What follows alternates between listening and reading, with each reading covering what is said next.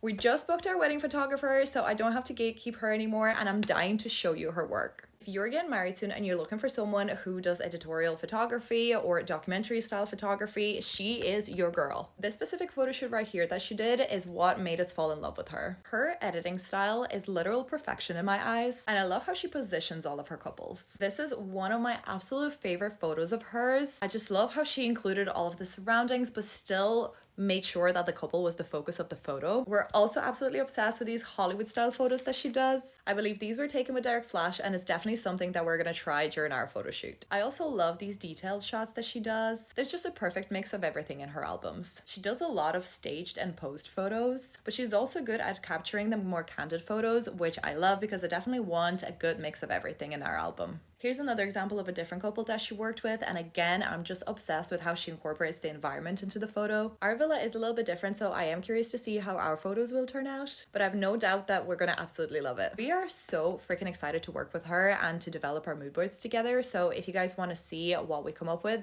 make sure to follow along.